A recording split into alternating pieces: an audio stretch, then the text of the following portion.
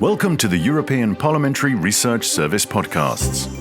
In this podcast, we'll talk about the European Parliament's revamped rules of procedure. It might sound like dry legal talk, but it's about improving the way Parliament adopts laws, increasing its control over the EU budget, and its oversight of the Commission. Want to know more? Stay with us. Initiated by President Roberta Metsola and adopted by the Parliament in April 2024, the new rules came into force in July the same year, just as the Parliament began its 10th legislative term. In a nutshell, they'll strengthen Parliament's working methods, institutional role, and capacity to act. But let's get into the nitty-gritty of this reform.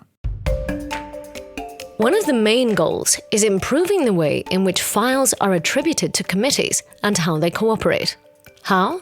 Essentially, by laying down new rules on how to solve conflicts of competence between them. Under the new rules, Parliament's President will be able to refer proposals for legally binding acts to up to 3 committees acting jointly, as well as to 1 or more committees to give an opinion.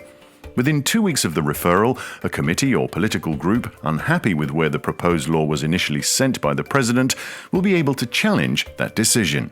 The Conference of Presidents will then decide on the final referral at its next meeting, and that should settle the competence problem quickly. In exceptional cases, and provided the plenary accepts, the Conference of Presidents will also be able to suggest setting up a temporary legislative committee to deal with especially broad issues that fall within the scope of more than 3 committees. And the Commission President will have to explain to Parliament why it wants to make a proposal on the basis of the so-called Solidarity Clause. This clause allows the Council to adopt measures proposed by the Commission without Parliament's involvement, effectively bypassing it. Hence the need for additional explanations by the Commission on why it wants to use this specific procedure. Rules on accelerated, simplified and urgent procedures have also been changed. Under the urgent procedure, Parliament will now, as a rule, proceed on the basis of a committee report, and only exceptionally will it be possible to skip the committee report entirely or replace it with an oral report.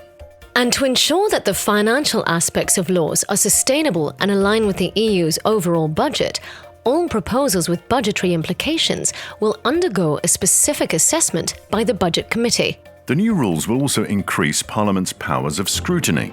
Stay with us.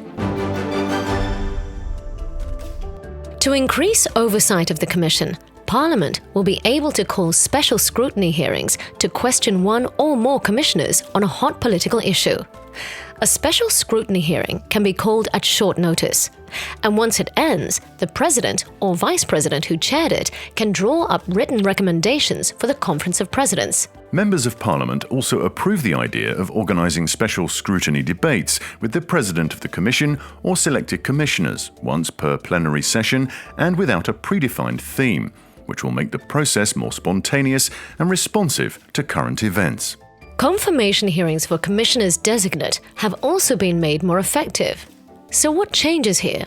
Essentially, 2 things. Firstly, the way in which Parliament decides which committees will be involved in the hearing of a given commissioner, and secondly, the way decisions are taken after the hearings are finished. The reforms also include the possibility to hold ad hoc part sessions on urgent or politically significant issues, although without votes, and to hold a debate and adopt a resolution without an initial statement from either the Commission or Council. That's right, and there are also measures to improve gender representation in parliamentary committees, or to strengthen the coherence of Parliament's external action, among others. So, what does all this mean? Well, summing up, the recent reforms aim at streamlining Parliament's legislative procedures, strengthening its scrutiny powers, and giving it a greater say on important political topics. Want to know more? Check out the full briefing on the EPRS website or in our app. This is a European Parliamentary Research Service podcast. Thanks for listening.